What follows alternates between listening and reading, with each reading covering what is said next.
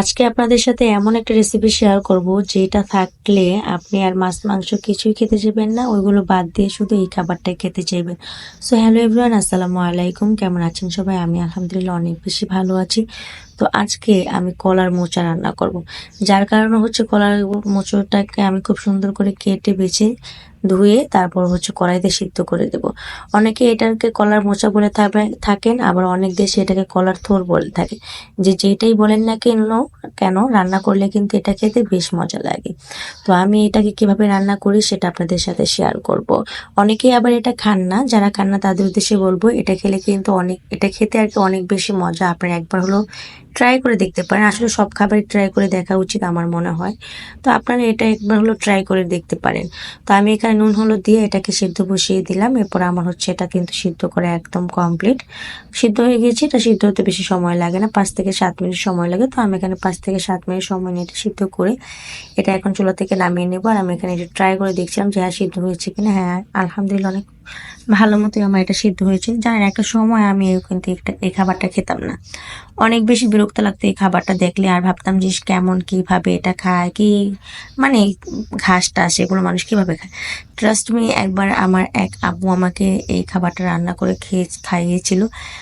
তখন থেকে কিন্তু আমি এই খাবারটার ফ্যান হয়ে গেছি। আর আমি শিওর যে আমার ভিডিও দেখে যদি আপনারা এইভাবে রান্না করে একবার হলেও খেয়ে থাকেন তাহলে আপনাদের কাছেও ভালো লাগবে।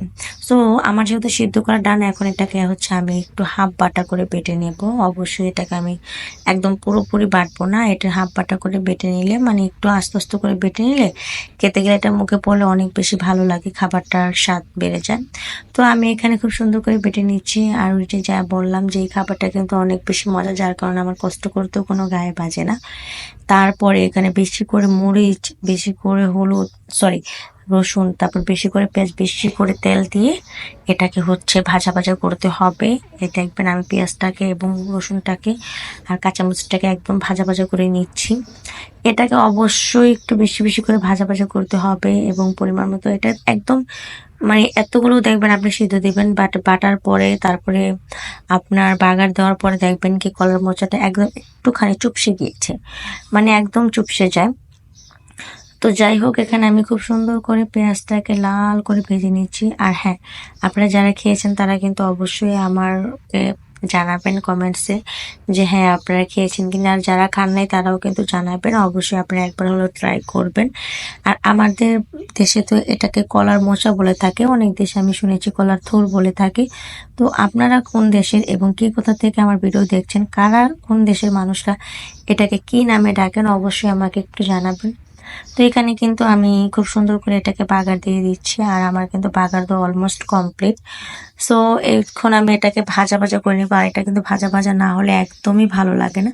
মানে যত পর্যন্ত আপনি দেখবেন যে আপনার কড়াইতে এরকম লেগে লেগে না যাচ্ছে ততক্ষণ পর্যন্ত আপনি এটাকে ভাজতেই থাকবেন। আর যখন দেখবেন আপনার কড়াইতে লাগছে, তারপর দেখবেন যে তেলটা উপরে চলে এসেছে, তখন বুঝবেন এটা একদম কমপ্লিট, তখন আপনার চুলা থেকে নামিয়ে নেবেন। সো আজকের ভিডিওটা এ পর্যন্ত। আমার ভিডিও ভালো লাগলো অবশ্যই আমার পেজে একটা লাইক, কমেন্ট, শেয়ার করে দিবেন। সবাইকে অসংখ্য ধন্যবাদ।